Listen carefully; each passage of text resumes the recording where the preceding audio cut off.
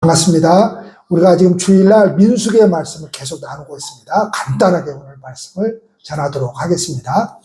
아주 오래전에 TV에서 CF 광고에서 이런 문구로 대히트를 친 가전 회사가 있습니다. 순간의 선택이 10년을 좌우합니다. 해가지고 자기네들의 회사 제품을 사야 10년 동안 아무 일 없이 쓸 수 있는 그런 아주 문구로 아주 많은 사람들에게 회자가 되었습니다. 우리가 인생을 살다 보면 정말로 그렇습니다. 한순간의 선택이 오랫동안 우리의 삶에 또 다른 사람들에게 이렇게 영향력을 미치는 그런 모습을 보게 되는데, 오늘 말씀에 나오는 이스라엘과 에돔 족속이 바로 그렇습니다. 지금 이스라엘 사람들이 지금 출애굽을 해서 가나안 땅에 들어가는 과정 가운데 있지 않습니까? 그런데 지금 에돔 땅을 지나가야 됩니다. 그래야 좀 더 빠르게 가나안 땅에 들어갈 수 있습니다. 그래서 모세가 사람을 보내서 에돔 왕에게 우리가 이렇게 왕의 대로로만 갈 테니, 왕의 대로라고 하는 것은 왕들만 다니는 길이 아니라 이름이 왕의 대로입니다. 그래서 그 길로 가면 좀 빠르게 갈 수 있습니다. 그런데 그 에돔 왕이 허락을 하지 않습니다. 왜냐하면은 자기네들이 이렇게 해를 당할까 봐서, 또는 오랜 그 역사적으로 그 이스라엘과 에돔 족속의 그 감정이 좋지 않아서 이렇게 허락을 하지 않는 경우도 있었습니다. 어떤 감정인가 하면은, 여러분들 야곱과 누구죠? 에서죠. 그렇죠. 야곱과 에서는 한 형제잖아요. 한 형제이고, 야곱의 후손이 지금 이스라엘이고, 에서의 후손이 지금 누구죠? 에돔이죠, 에돔. 그런데 이스라엘 백성들은 지금 나라 없이 애굽에 종살이 하다가 400년 만에 지금 겨우 하나님의 능력으로 출애굽을 해서 하나님께서 허락하신 그 가나안 땅, 나라를 만들어주겠다고 하는 그 가나안 땅을 향해서 가고 있죠. 이게 야곱의 후손들입니다. 나라가 없는 상태이죠. 그런데 이미 아주 몇백 년 전에 이미 에서의 후손인 에돔은 뭐예요? 에서의 후손은 이미 세일산에다가 나라를 일구고 살았던 사람들입니다. 그게 에돔 족속입니다. 두 형제니까 야곱과 에서의 두 형제니까 핏줄이 같은 핏줄입니다. 서로 돕고 살아야 되는데 에돔 족속은 그렇지를 못했습니다. 그 역사적으로 보면은 후에도 마찬가지인데, 이스라엘이 다른 나라들과 전쟁을 하면서 굉장히 어려움에 빠졌을 때에도 에돔 족속이 도와주기는커녕 뒤통수 친다 그러죠. 뒤통수 치고, 그래서 이스라엘을 오히려 더 힘들게 했던 사람들이 바로 이 에돔 족속입니다.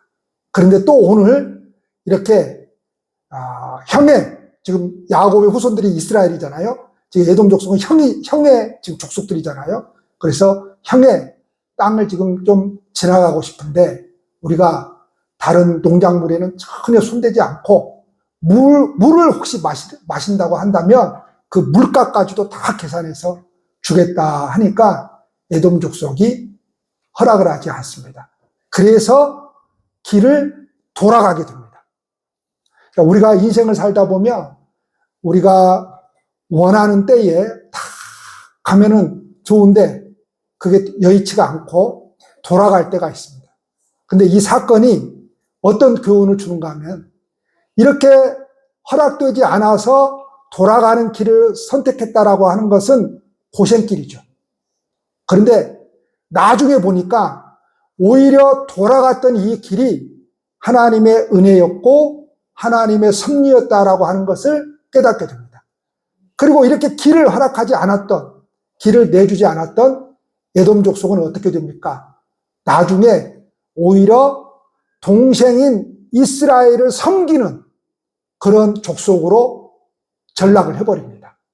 그래서 이런 사건 하나하나가 아무런 영향이 없는 것이 아니라 바로 본인에게도 영향이 되고 다른 사람에게도 또 크게는 나라에도 영향력을 미친다라고 하는 사실을 우리가 알게 됩니다.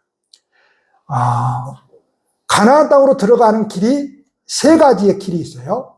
방금 말씀드렸던 왕의 대로가 있어요. 왕의 대로. 그리고 또 하나 그 에돔 족속이 차지하고 있는 남쪽입니다. 지금의 요르단을 말합니다. 그 남쪽 땅입니다. 거기만 지나가도 좀 더 빠르게 갈 수 있어요. 그리고 또 하나의 길은 산지, 어렵죠. 산지, 산을 타고 가야 되니까. 그래서 이 에돔 왕에게 왕의 대로를 조금 지나가게 해달라고 허락을 받으려고 했는데 되지를 않았습니다. 이 에돔 족속이 얼마나 강력하게 나오는가 하면 군사를 동원해서 전쟁을 해서라도 막겠다라고 하는 겁니다.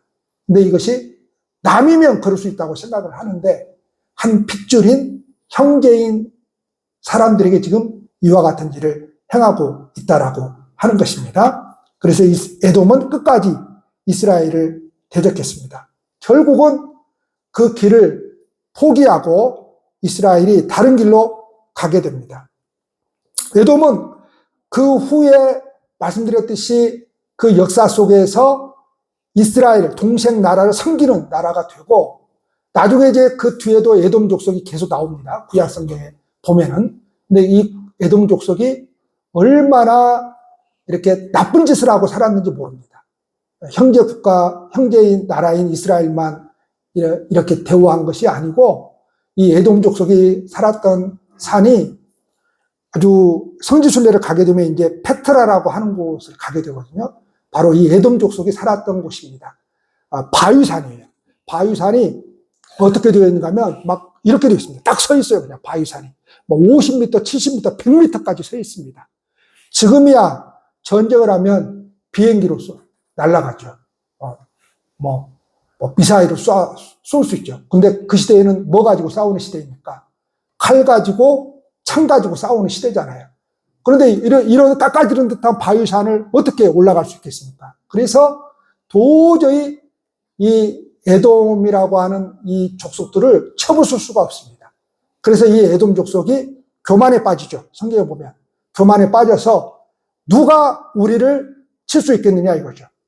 그래서 그 높은 산에 있다가 지나가는 사람들 내려와 가지고 약탈하고 또 올라가서 숨어버리고 또 뭐예요? 자꾸 그런 식으로 살면서 이제 교만해졌죠.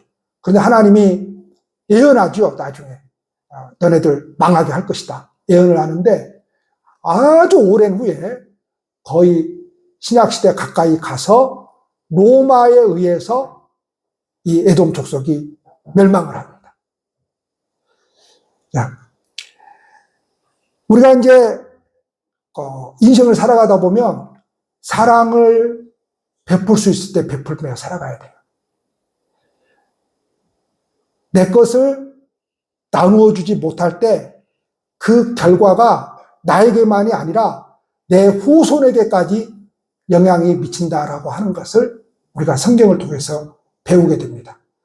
누군가에게 호의를 베풀 수 있었음에도 그렇게 하지 않음으로써 오히려 자신에게 화가 임할 수 있다는 것을 우리는 기억해야만 합니다. 반면에 그 반대의 진리도 있습니다. 전도서 11장 1절을 보면 너는 내 떡을 물 위에 던져라. 여러 날 후에 도로 찾으리라 라고 하는 말씀이 있습니다. 누군가에게 호의를 베풀면 반드시 어떻게 된다는 거예요? 나에게 온다는 거예요. 나에게 온다는 거예요. 그게 뭐죠? 갈라디아서 6장 7절에도 나오죠. 남에게 호의를 베풀면 반드시 나에게도 온다는 겁니다.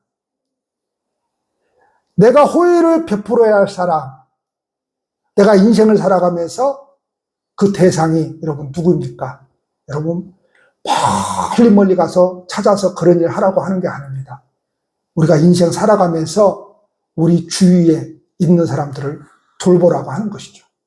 그거는 꼭 돈으로만 되는 게 아닙니다.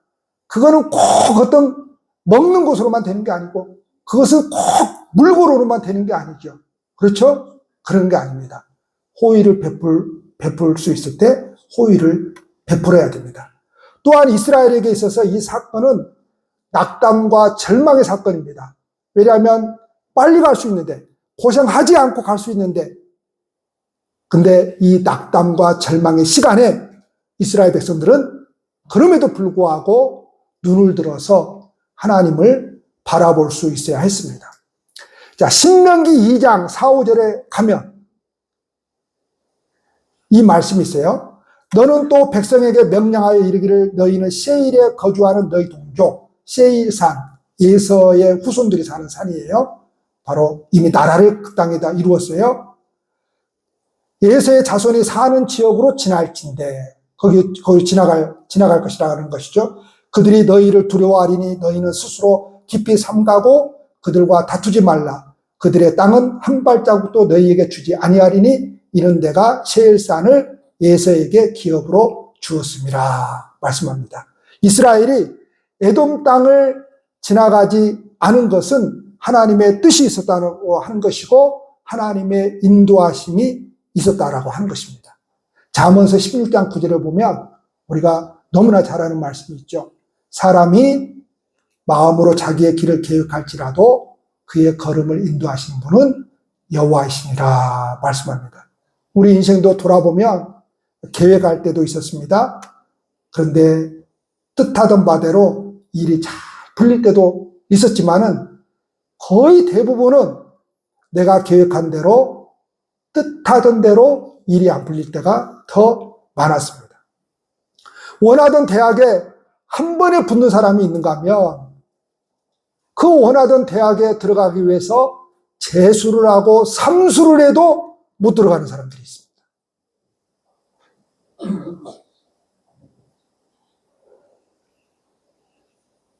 그토록 사랑하며 죽고 못 사는 사람과 결혼하지 못하고 헤어지는 경우도 있죠. 그렇죠?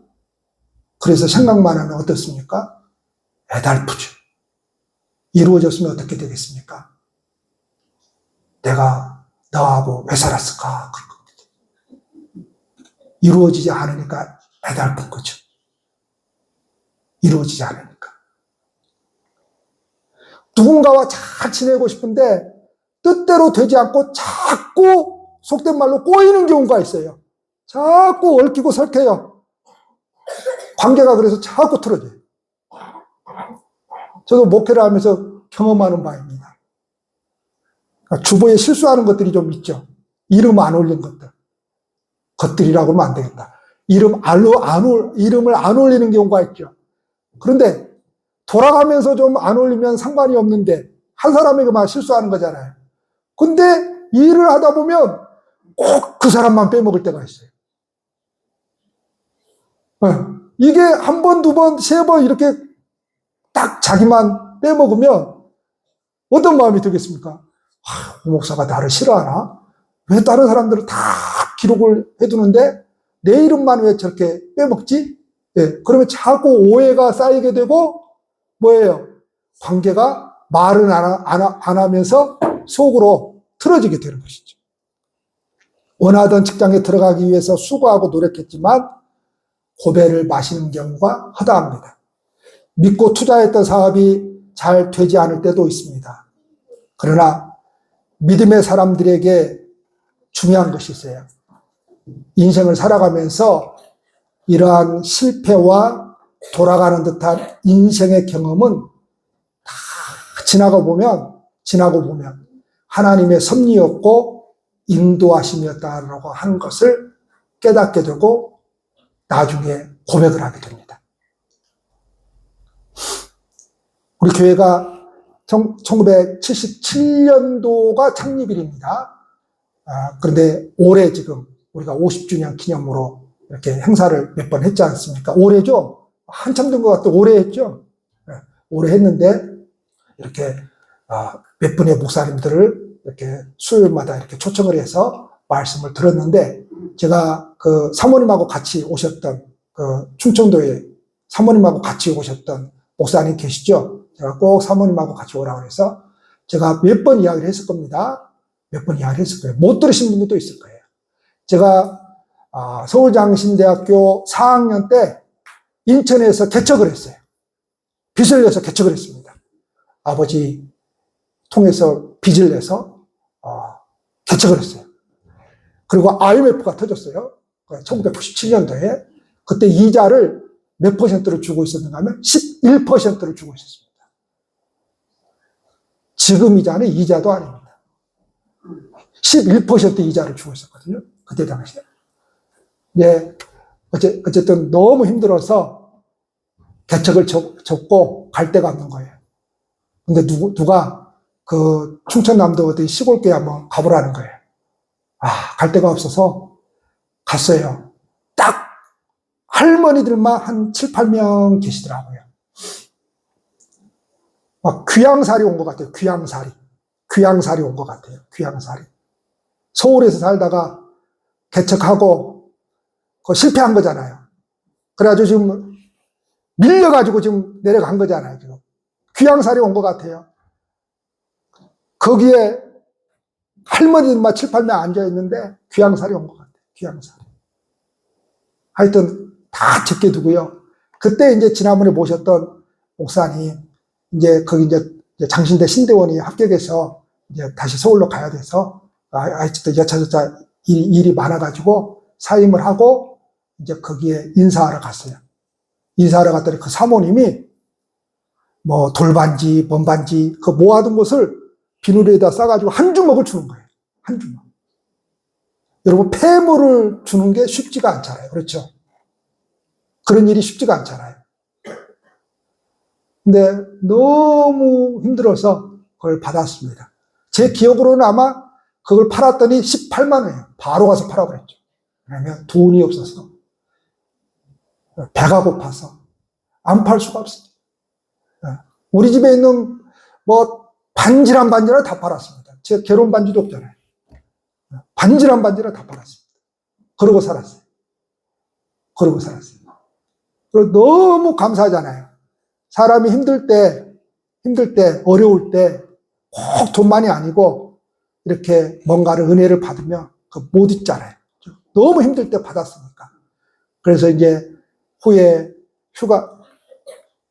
휴가를 맞이하면 몇 년마다 한 번씩 꼭 찾아뵙고, 연락도 안 하고 찾아뵙고, 안 계시면 과일박스 떠놓고, 꼭 그렇게 살다가, 올해 이제 그 목사님 사모님은 꼭 오시라고 여러분들한테 소개를 하고 싶어서 그런 거예요. 그렇습니다. 호의를 베풀면 반드시 그것이 내게로 돌아옵니다. 할렐루야. 그게 인생이에요. 반드시 그게 내게로 돌아옵니다.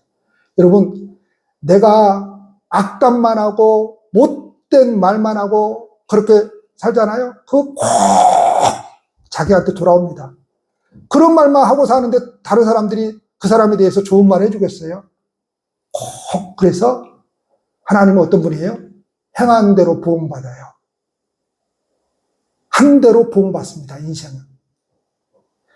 여러분, 지금 혹시 인생의 고난 속에서 하나님은 왜 내 기도를 이렇게 빨리 응답해 주시지 않으시고, 왜 이렇게 내 인생은 꼬일까? 왜 곧장 나로 하여금 좋은 곳에, 행복한 곳에, 복된 곳에 안착시켜 주시지? 왜 이렇게 돌아가게 하실까? 돌아가도 너무 끝이 없게, 너무 멀리 이 세월이 1, 2년에 끝날 줄 알았더니 10년이 가고 20년이 가도 여전히 돌아가게만 하는 하나님인 것처럼 생각되어질 때가 있습니다. 그런데 여러분, 하나님은 우리의 모든 것을 아신다고 그러죠. 머리털까지 세신바 되었다고 그러죠. 그 말은 무슨 말입니까? 우리 자신은요, 우리 자신도 잘 모릅니다. 우리 자신도 우리 자신을 안다고 생각하면 안 돼요. 우리 스스로가 누구인지 모르고 살아가는 사람들이 인간이거든요. 그런데 하나님은 뭐예요? 어떤 분이에요? 그런 나를 속속들이 알고 계십니다. 속속들이. 그래서 하나님은 모든 것을 아시고 우리에게 가장 좋은 것 주시기를 원하십니다. 할렐루야. 가장 좋은 웅천교회를 제가 지금 목회를 하고 있잖아요. 그러죠. 얼마나 저는 행복한지 모릅니다. 예.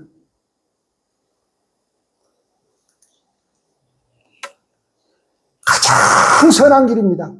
지나고 났더니 가장 선한 길입니다. 그것이. 그때는 힘들었을지 몰라도 지나고 나니까 하나님께서 가장 선한 길로 나를 인도해 주셨구나 라는 것을 고백하지 않을 수가 없습니다. 그래서 여러분, 돌아가는 길이 결코 저주가 아닙니다. 여러분, 결코 실패가 아닙니다. 하나님의 은혜이고 복이라는 것을 깨닫게 될 것입니다. 우리가 복음성가도 부르잖아요. 하나님은 실수하지 않으시는 하나님이잖아요. 여러분, 그에 비해서 우리 인간은 얼마나 많은 실수를 합니까?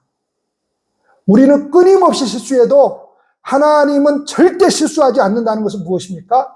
우리는 끊임없이 실수해도 하나님은 실수하지 않는 하나님이시기 때문에 반드시 어떤 자리에 놓는다는 겁니까? 끝내는 실수하지 않는 하나님으로 말미암아 실수하지 않는 자리에 우리를 놓으신다는 것이죠.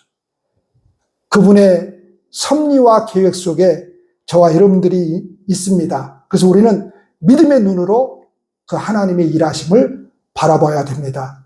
이 한 주간도 눈을 들어서 우리의 삶을 가장 선한 길로 인도하시는 하나님을 바라보며 믿음으로 가난한 심령으로 더욱더 하나님을 의지하며 하나님과 동행하는 이 한 주간 되시기를 축복합니다. 기도하시겠습니다.